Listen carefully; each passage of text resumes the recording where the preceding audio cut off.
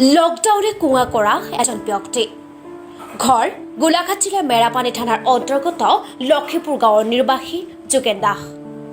আজি 18 মাহ পৰ্যন্ত তেওঁ শয্যাশায়ী কিয়নো এটা দুৰ্ঘটনাই কুঙা কৰিছিল জীৱন হেৰুৱাইছিল জীয়াই থকাৰ আশা কৰ্মসূত্ৰে তেওঁ গুৱাহাটীত কাম কৰি আছিল কাম কৰি থকাৰ অৱস্থাত তেওঁ 3 মহলীয়া অট্টালিকাৰ পৰা বাগৰি পৰিছিল সেই দুৰ্ঘটনাত তেওঁ বহু গুৰুতৰভাৱে আঘাতপ্ৰাপ্ত হৈছিল যাৰ ফলত তেওঁ কঁকালৰ লগতে ৰাজহাড়ৰ কেইবাঠাইত ভাগি পৰিছিল হয় আজি কিমান দিনৰ পৰা অসুস্থতাত ভুগি আছে আপোনালোকে নিশ্চয় দেখিছে এই গুৱাহাটীৰ পৰা যিদিনা আনি নমাইছিলে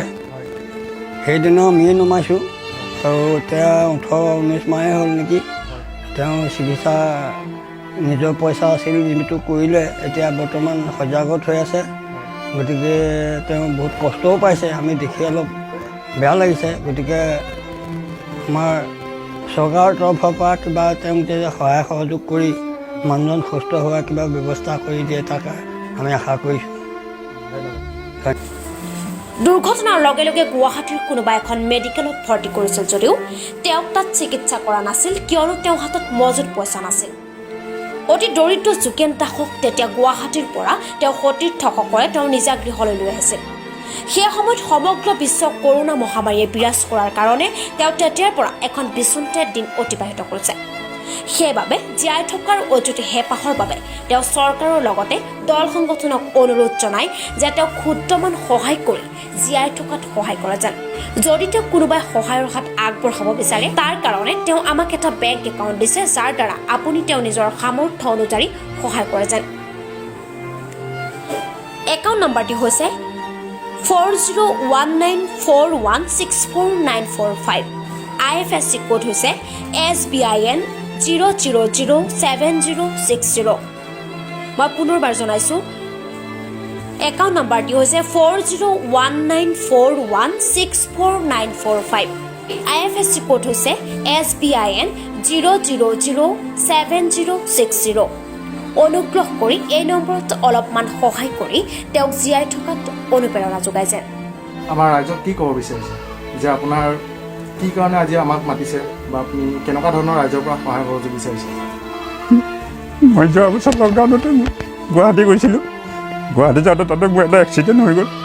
এক্সিডেণ্টত মানে মই বৰ্তমান লকডাউন আছিলে তেতিয়া মানে কোনো ফালৰ পৰা উপায় নাপোৱাৰ কাৰণে মানে মই তাত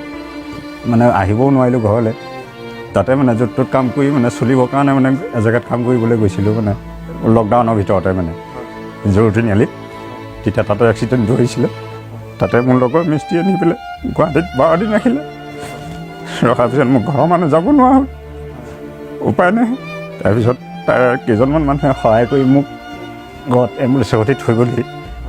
আজি 18 মাহ হৈ গ'ল কিন্তু অহা মোৰ দুদিনৰ পিছতে মেম্বাৰে আহি মোক বন্ধ কৰি থৈ গ'ল যে তুমি লকডাউনত আহিছা কোনো ঘৰৰ মানুহ ওলাই যাব নোৱাৰে তাতো মই কষ্ট পালোঁ হ'লেও মই মানে মানুহটো কষ্ট হৈছে যদিও কাকো মই আপত্তি কৰা নাই কিন্তু বৰ্তমান মানে মই তেনেকৈ সুস্থ হৈ ইমানখিনি হৈছোঁগৈ আৰু কিন্তু এতিয়া একেবাৰে উপায় নাপাই পেলাই মই মানে এটাই অনুৰোধ ৰাইজক বিচাৰিছোঁ আৰু